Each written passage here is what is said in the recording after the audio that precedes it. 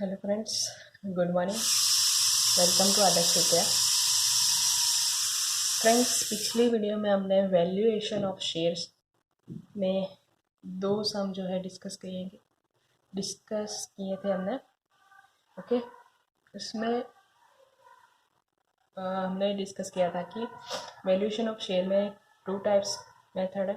First one is intrinsic value method and second one is market value और yield method.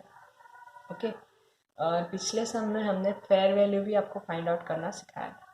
ठीक है, तो I hope कि आपने फार्मूला सब लर्न किए होंगे, क्योंकि अगर आपको फार्मूला नहीं आएंगे तब तक आपको वैल्यूएशन ऑफ शेयर में कुछ समझ में नहीं आएगा।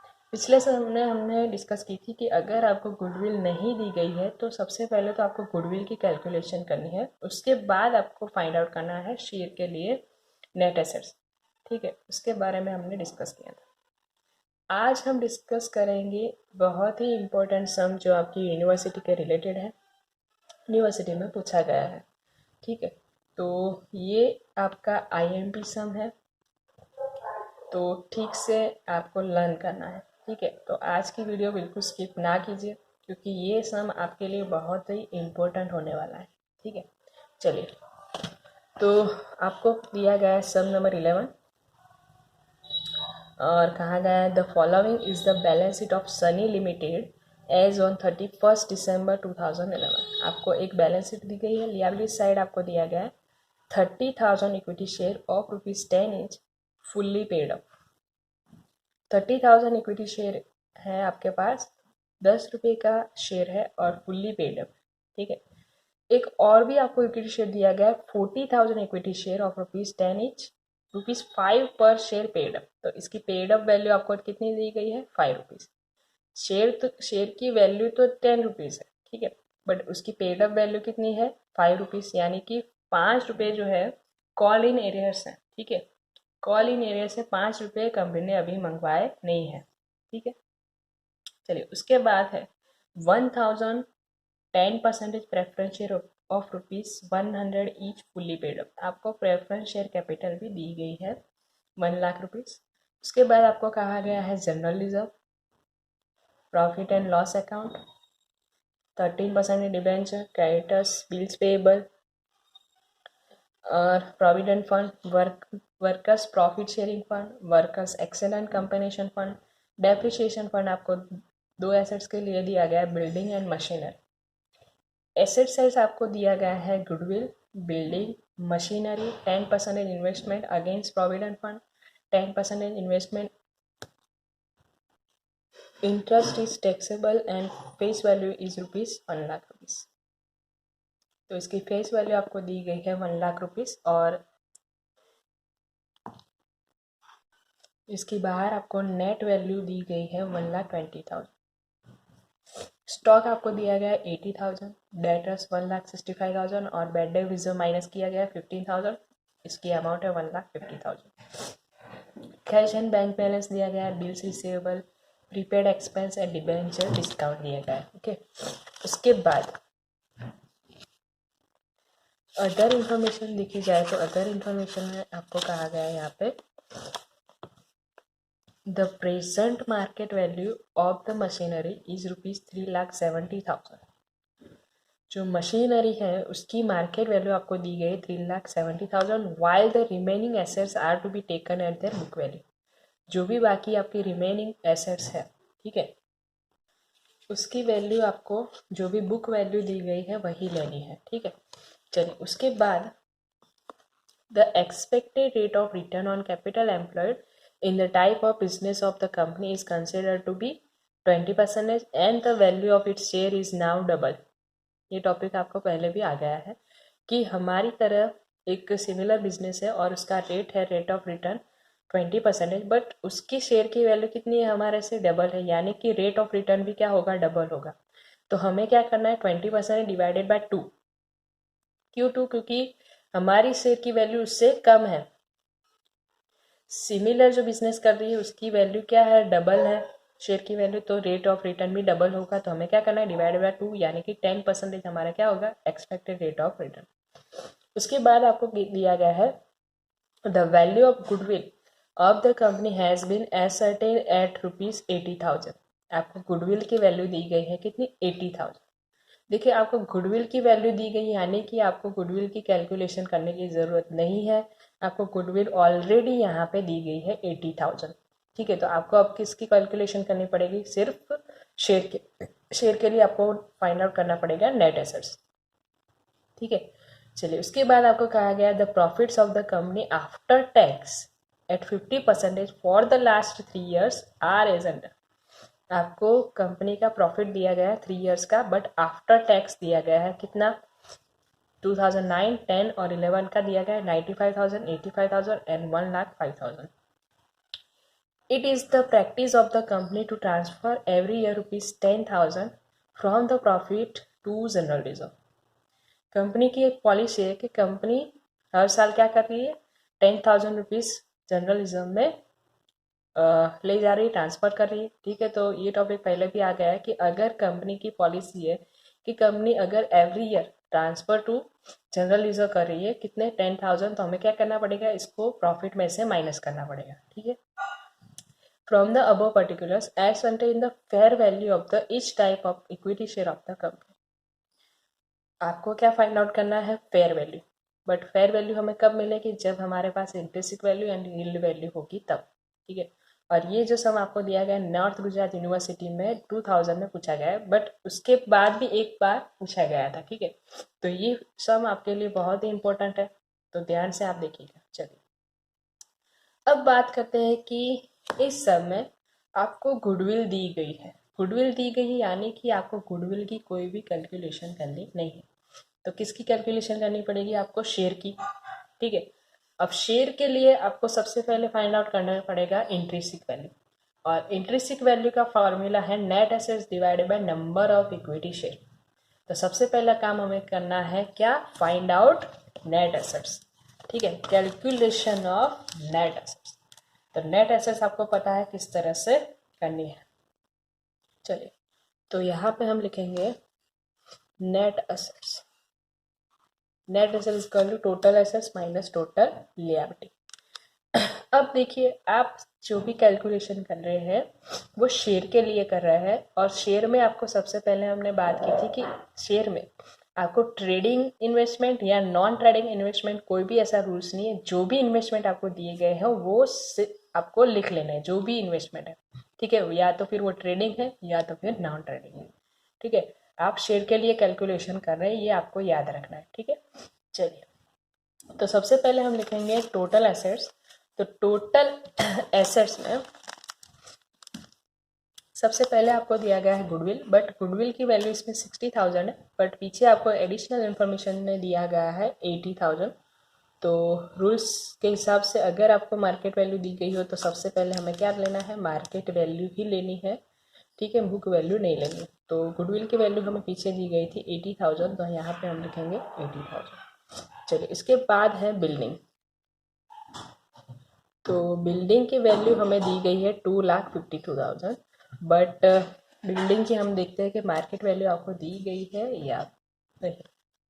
ठीक है, तो बिल्डिंग की मार्केट वैल्यू आपको नहीं दी गई है, बट बिल्डिंग की वैल्यू आपको दी गई है यहाँ पे कितनी, 2,52,000। अब देखिए हमने ये इस टॉपिक के बारे में पहले भी डिस्कस किया था कि अगर आपको कोई एसेट्स की मार्केट वैल्यू दी गई हो तो आपको मार्केट वैल्यू ही लेनी है। ठीक है, फिर तो आपको कोई रूल्स याद रखना नहीं है। बट अगर मार्केट वैल्यू नहीं दी गई है और आपको बैलेंस शीट में डेप्रिसिएशन फंड दिया गया हो तो आपको डेप्रिसिएशन फंड माइनस करना पड़ेगा। सबसे पहला काम आपको ये करना पड़ेगा। ठीक है, तो देखिए बिल्डिंग की वैल्यू आपको दी गई है क्या, कितनी, यहाँ पे 2,52,000, और इसका डेप्रिसिएशन हमें दिया गया है यहाँ पे 52,000। तो बिल्डिंग की वैल्यू निकल के आती है यहाँ पे कितनी, 2 लाख। अगर आपको बिल्डिंग की मार्केट वैल्यू दी गई होती तो यहाँ पे हम डेप्रिसिएशन फंड माइनस की करने की कोई ज़रूरत नहीं, आपको मार्केट वैल्यू ही लेनी है। ठीक है, बट मार्केट वैल्यू नहीं दी गई है तब हमें क्या करना है, आपको बुक वैल्यू में से अगर डेप्रिसिएशन फंड दिया गया है तो माइनस करके यहाँ पे लिखना पड़ेगा। ठीक है, चलिए उसके बाद आपको दिया गया है यहाँ पे मशीनरी, बट मशीनरी की आपको मार्केट वैल्यू दी गई है पीछे। देखिए the present market value of the machinery is ₹3,70,000। ठीक है, तो देखिए यहाँ पे आपको कोई भी रूल्स देखना नहीं है, जो भी मार्केट वैल्यू दी गई है वो सारी की सारी आपको मार्केट वैल्यू यहाँ पे लिख लेंगे, वरना तो यहाँ पे आपको डेप्रिसिएशन फंड मशीनरी का भी दिया गया था, बट अगर मार्केट वैल्यू दी गई है तो फिर डेप्रिसिएशन फंड माइनस नहीं करना है, मार्केट वैल्यू ही आपको लिखनी है। ठीक है, तो आपको ये टॉपिक याद रखना पड़ेगा, मार्केट वैल्यू है तो मार्केट वैल्यू लिखनी पड़ेगी, और मार्केट वैल्यू नहीं दी गई है तो ही आप डेप्रिसिएशन फंड जो है माइनस करेंगे। ठीक है, चलिए उसके बाद है 10% इन्वेस्टमेंट अगेंस्ट प्रोविडेंट फंड। ठीक है, तो यहाँ पे लिखेंगे प्रोविडेंट फंड इन्वेस्टमेंट कितने दिए गए आपको 50,000। 10% इन्वेस्टमेंट अदर्स दिए गए हैं आपको, वो भी लिख लेंगे क्योंकि यहाँ पे कोई भी रूल्स नहीं है ट्रेडिंग या नॉन ट्रेडिंग शेयर के लिए, जब भी आप नेट एसेट्स फाइल आउट करेंगे तब। चलिए उसके बाद आपको दिया गया है स्टॉक, तो स्टॉक की वैल्यू आपको दी गई है 80,000। ठीक है, चलिए उसके बाद है डेटर्स, डेटर्स आपको दिया गया है 1,50,000। उसके बाद cash and bank 40,000, bills receive 25,000, prepaid expense 5,000, debenture discount sorry debenture discount जो है हमारी 50 TS एसेट है, तो 50 TS हम यहाँ पे नहीं लिखते। ठीक है, तो आपको याद रखना है 50 TS एसेट कोई भी लिखी नहीं जाती। चलिए अब जो भी एसेट्स थी हमने लिख ली है, तो इसका टोटल हम करेंगे, टोटल एसेट्स तो टोटल एसेट्स की कैलकुलेशन करेंगे 80,000 प्लस 2 लाख प्लस 3,70,000 प्लस 50,000 1,20,000 80,000 1,50,000 40,000 25,000 तो यहाँ पे टोटल एसेट्स की वैल्यू निकल के आती है 11,20,000। ठीक है, चलिए माइनस हमें करना है लिएबिलिटीज। तो यहाँ पे हम देखेंगे कि आपको कौन सी लिएबिलिटीज दी गई है। तो देखिए लिएबिलिटीज में बात करें तो आपको दिया गया यहाँ पे 13% debentures, creditors, bills payable, provident fund, workers profit sharing fund liability है आपकी, ये लिखी जाएगी। वर्कर्स एक्सीडेंट कॉम्पेंसेशन फंड आपकी लिएबिलिटी नहीं है, ये रिजर्व है तो लिखी नहीं जाएगी। ठीक है, तो आपको टोटल 5 लिएबिलिटीज दी गई है, 13% debenture, creditors, bills payable, provident fund and workers profit sharing fund. Okay, तो इतनी लिएबिलिटीज हम लिख लेंगे यहाँ पे। तो 13% debenture 1,00,000 rupees, creditors 60,000, bills payable 20,000, provident fund 50,000, workers profit sharing fund 10,000। इसका टोटल हम निकाले तो 1,60,000 प्लस 80,000 2,40,000। ओके, तो total assets minus total liabilities 11,20,000 minus 2,40,000 8,80,000। Okay, इसके बाद हमने बात की थी कि अगर आपको प्रेफरेंस शेयर कैपिटल दी गई हो तो हमें क्या करना है, प्रेफरेंस शेयर कैपिटल माइनस कर लेनी। ठीक है, तो यहाँ पे इस समय आपको दी गई है प्रेफरेंस शेयर कैपिटल कितनी 1,000, 10% preference share of ₹100 etch fully paid up कितनी 1 लाख। तो कोई भी आप नेट एसेट्स की कैलकुलेशन कर रहे हैं, ठीक है, आप गुडविल के लिए कर रहे हैं या तो फिर शेयर के लिए कर रहे हैं, बट अगर आपको प्रेफरेंस शेयर कैपिटल दी गई है तो आपको क्या करना है, माइनस करना है कितना 1 लाख रुपीज। ठीक है, तो minus preference share capital 1 lakh तो यहाँ पे आपको अमाउंट निकल के आती है 7,80,000। बट ये अभी तक नेट एसेट्स नहीं मिली है। क्यों? तो देखिए, इस सम का आपका मेन टॉपिक अब स्टार्ट हो रहा है। क्योंकि देखिए, आपको एक रूल्स याद रखना है कि अगर आपकी इक्विटी शेयर में कोई भी कॉल इन एरियर्स है, ठीक है, कॉल इन एरियर्स है, तो आपको नेट एसेट्स की कैलकुलेशन के वक्त आपको प्लस करना है। याद रखिए, प्रेफरेंस शेयर कैपिटल आपको माइनस करनी है, बट कॉल इन एरियर्स अगर आपको दिया गया हो तो आपको प्लस करना पड़ेगा। ठीक है, जब भी आप शेयर के लिए नेट एसेट्स की कैलकुलेशन कर रहे हैं तब। तो यहाँ पे देखिए, इक्विटी शेयर आपको 2 टाइप्स के दिए गए थे। कौन से? तो एक तो 30,000 equity share of ₹10 each fully paid up. ये तो फुल्ली पेड है, इसको नाम देते थे हम ए इक्विटी शेयर जो है वो ₹10 का है और फुल्ली पेड है। फुल्ली पेड अप यानी कि यहाँ पे कोई भी कॉल इन एरियर्स नहीं है। 40,000 इक्विटी शेयर ऑफ ₹10 ईच, ₹5 पर शेयर पेड अप, इसको नाम देते थे हम बी जो इक्विटी शेयर है ₹10 का है, बट पेड अप कितना है? ₹5, यानी कि ₹5 पेड अप हुआ तो ₹5 क्या है? Call in arrears. तो हमें क्या करना है, जो भी कॉल इन एरियर्स है वो इसमें नेट एसेट्स में हमें क्या करना है? प्लस करना है। ये आपका नया टॉपिक है।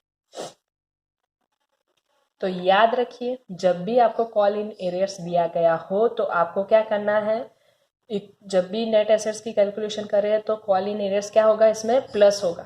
ठीक है, तो कॉल इन एरियर्स कितना निकल के आता है? देखिए, 40,000 इक्विटी शेयर पे ₹10 का है और ₹5 पेड अप, यानी कि ₹5 क्या है? कॉल इन एरियर्स है। तो कितने टोटल अमाउंट कितनी निकल के आती है? तो 40,000 मल्टीप्लाई बाय 5।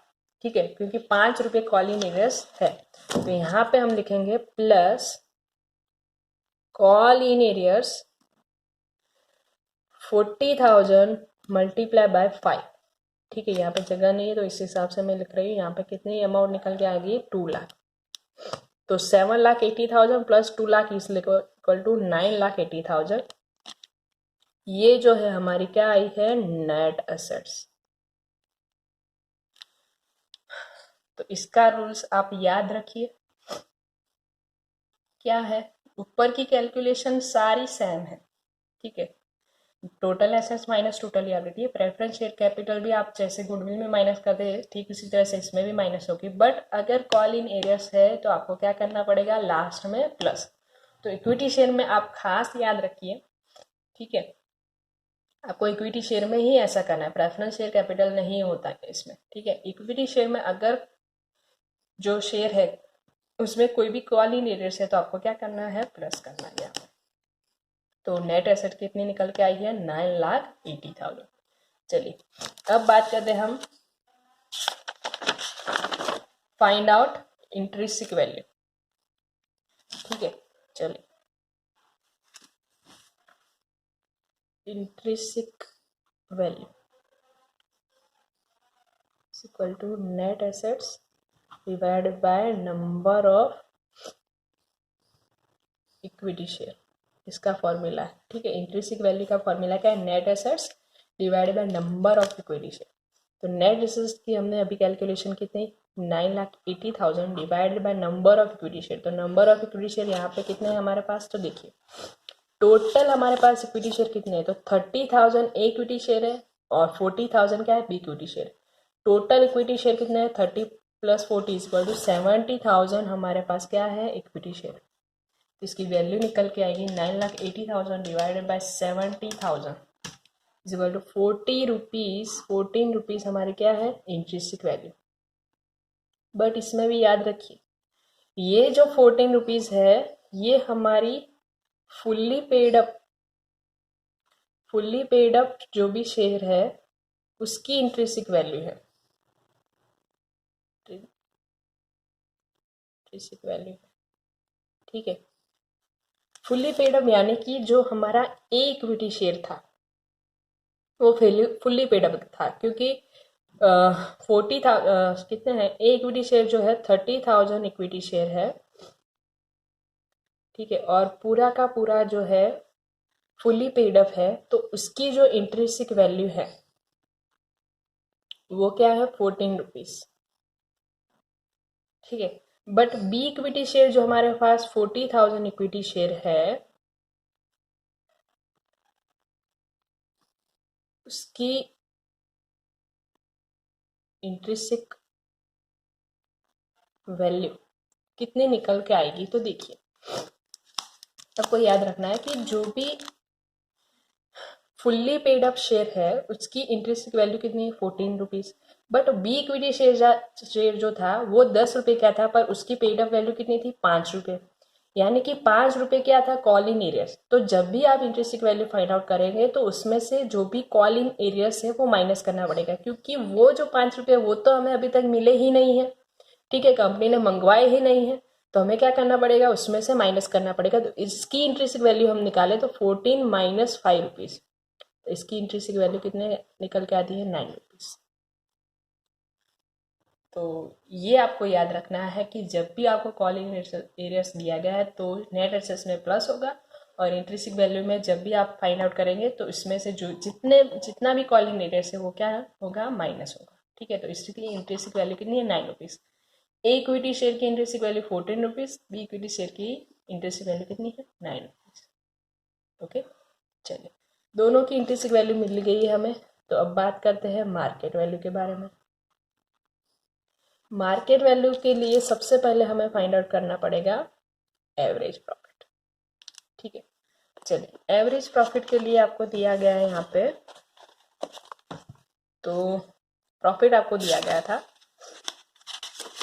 कितना, तो देखिए, the profit of the company after tax at 50% for the last 3 years are is under. आपको आफ्टर टैक्स प्रॉफिट दिया गया है 3 years का, कितना, 95,000, 85,000 और 1,05,000। देखिए इसका प्रॉफिट जो है एक साल बढ़ा है, एक साल कम हुआ है, ठीक है। तो इसमें कौन सी मेथड आएगी, सिंपल एवरेज मेथड, ठीक है। तो सिंपल एवरेज मेथड्स के हिसाब से अगर हम फाइंड आउट करें एवरेज प्रॉफिट, तो क्या होगा, average profit is equal to total profit divided by total years, ठीक है। तो टोटल प्रॉफिट हमारा कितना है, तो 95,000 plus 85,000 plus 1,05,000 divided by 3। 95,000, 85,000 plus 1,05,000 divided by 3 is equal to 95,000। ये हमारा क्या है, एवरेज प्रॉफिट। पर इसके ऊपर से अगर हम डिविजिबल प्रॉफिट फाइंड आउट करना हो तो इसका फॉर्मूला क्या है, डिविजिबल प्रॉफिट के लिए तो एवरेज प्रॉफिट 95,000 माइनस टैक्स, ठीक है, माइनस टैक्स करना है। बट ये जो प्रॉफिट है हमें ऑलरेडी आफ्टर टैक्स दिया गया है, ठीक है। अगर ऑलरेडी आफ्टर टैक्स दिया गया हो, यानी कि इसमें से टैक्स ऑलरेडी माइनस किया गया है, ठीक है, तो आपको माइनस करने की कोई ज़रूरत नहीं है, ठीक है। अगर बिफोर टैक्स होता तो हम माइनस कर लेते 50% के हिसाब से, ठीक है। बट आफ्टर टैक्स है तो हमें क्या करना पड़ेगा, सिर्फ इसमें से माइनस होगा प्रेफरेंस डिविडेंड। हमने आपको पहले भी फॉर्मूला लिखाया था कि डिविजिबल प्रॉफिट का फॉर्मूला क्या है, average profit minus tax minus preference dividend, ठीक है। क्योंकि इसमें कोई भी नॉन ट्रेडिंग इन्वेस्टमेंट की इनकम माइनस नहीं की जाती, क्योंकि इसमें कोई भी ऐसा रूल्स नहीं है।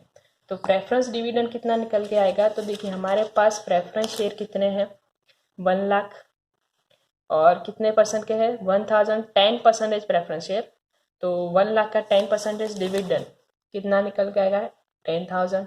यहाँ पे अमाउंट आएगी 85,000। और एक लास्ट इसमें से माइनस होगा जनरल रिजर्व, क्योंकि आपको इसमें कहा गया है कि कंपनी की एक पॉलिसी है, कंपनी एवरी ईयर 10,000 क्या करती है, जनरल रिजर्व में ट्रांसफ़र करती है। तो अगर कंपनी जनरल रिजर्व में ट्रांसफ़र कर रही है तो इसमें से आपको क्या करना पड़ेगा, माइनस करना पड़ेगा। तो माइनस 10,000, तो 75,000 हमारी क्या आएगा, डिविजिबल प्रॉफिट, ठीक है। चलो, डिविजिबल प्रॉफिट मिलने के बाद हमें क्या फाइंड आउट करना है, डिविडेंड रेट, ओके। तो डिविडेंड रेट का जो फॉर्मूला है वो क्या है, divisible profit divided bye paid up capital of equity share. Equity share की हमें क्या करनी है, पेड अप कैपिटल लेनी है, मल्टीप्लाई बाय 100। डिविजिबल प्रॉफिट हमारे पास कितना है, 75,000। पेड अप कैपिटल कितनी है, इक्विटी शेयर हमारे पास दो टाइप्स के हैं और उनकी पेड अप कैपिटल कितनी है, तो देखिए यहाँ पे आपको ए इक्विटी शेयर दिया गया है और इसकी पेड अप कैपिटल कितनी है, 3 लाख। बी इक्विटी शेयर दिया गया है और इसकी पेड अप कैपिटल कितनी है, 2 लाख। तो टोटल अगर पेड अप कैपिटल देखी जाए तो कितनी हुई, 5 लाख रुपीज। तो 5 लाख रुपीज हमारी क्या है, paid up capital divided by paid up capital 5 lakh into 100।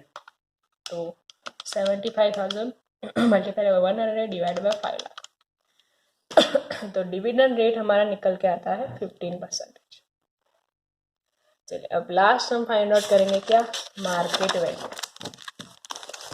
चलिए तो मार्केट वैल्यू का फॉर्मूला है, market value is equal to dividend rate divided by expected rate of return multiply by paid up value of share. अब इसमें भी दोनों की जो मार्केट वैल्यू है अलग अलग फाइंड आउट की जाएगी। क्यों, क्योंकि दोनों की पेड अप वैल्यू है, दोनों की अलग अलग है। जो ए इक्विटी शेयर है उसकी पेड अप वैल्यू कितनी है, 10 रुपीज़, क्योंकि जो है वो फुल्ली पेड अप है। और बी इक्विटी शेयर है उसकी पेड अप वैल्यू कितनी है, 5 रुपीज़, क्योंकि इसमें 5 रुपीज़ क्या है, कॉल इन एरियर्स है। तो अगर दोनों शेयर की अगर पेड अप वैल्यू अलग अलग है तो आपको दोनों की मार्केट वैल्यू भी अलग अलग फाइंड आउट करनी पड़ेगी। ठीक है, तो डिविडेंड रेट की बात करें इक्विटी शेयर में, तो dividend rate is equal to 15%, 15, expected rate of return 10 multiply by paid up value कितनी है, 10। इसकी मार्केट वैल्यू कितनी आएगी, 15 रुपीज़। बी शेयर की बात करें तो 15 dividend rate, 10 expected rate of return and paid up value कितनी, 5 रुपीज़, क्योंकि 5 रुपीज़ तो कॉल इन एरियर्स, तो 5 रुपये ही हमें मिले तो 5 रुपये ही यहाँ पे लिखे जाएंगे। तो इसकी मार्केट वैल्यू कितनी निकल के आएगी, 7.5 रुपीज़। तो आपको याद रखना है कि दोनों की अगर पेड अप वैल्यू अलग अलग है तो दोनों की मार्केट वैल्यू भी अलग अलग ही फाइंड आउट होगी। अब हमें फाइंड आउट करना था इसमें क्या, फेयर वैल्यू, वो भी अलग अलग होगी। फेयर वैल्यू का फॉर्मूला था intrinsic value plus market value divided by 2। ए की इंट्रिंसिक वैल्यू जो हमने फाइंड आउट की थी 14 रुपीज़ प्लस इसकी जो मार्केट वैल्यू है वो क्या है, 15 rupees divided by 2। 29 divided by 2 is equal to 14.5 rupees, ये इसकी फेयर वैल्यू। बी की अगर फाइंड आउट करें तो बी की इंट्रिंसिक वैल्यू क्या थी, 9 रुपीज़। ठीक है, क्योंकि इसमें से 5 रुपये हमने कॉल इन एरियर्स माइनस किए थे। और बी की मार्केट वैल्यू कितनी है, 7.5 डिवाइडेड बाय 2। तो 9 plus 7.5 divided by 2 is equal to 8.25 rupees, इसकी फेयर वैल्यू निकल के आती है। तो ये सब आपका यहाँ पे कंप्लीट होता है, बट आपको फिर से रिपीट करके वीडियो देखना पड़ेगा कि किस तरह से कहाँ पे चेंज हुआ है, क्योंकि इसमें हमने काफ़ी सारे नए टॉपिक देखे। जब भी आपको कॉल इन एरियर्स दिया गया हो तो आपको नेट एसेस में कॉल इन एरियर्स माइनस करना है, इंट्रिंसिक वैल्यू में भी कॉल इन एरियर्स माइनस करना है। जब भी मार्केट वैल्यू फाइंड आउट करेंगे तो दोनों की अलग अलग फाइंड आउट करेंगे और इस हिसाब से हमें फेयर वैल्यू मिलेगी दोनों की अलग अलग। ठीक है, तो मेन टॉपिक इसमें ये था कि अगर कॉल इन एरियर्स है तो आपको सबसे पहले ध्यान रखना है नेट एसेस में, उसके बाद इंट्रिंसिक वैल्यू में और मार्केट वैल्यू में। ओके, तो नेक्स्ट वीडियो में हम एक और इम्पोर्टेंट सम के साथ मिलते हैं जो आपकी यूनिवर्सिटी के रिलेटेड है। Thank you so much.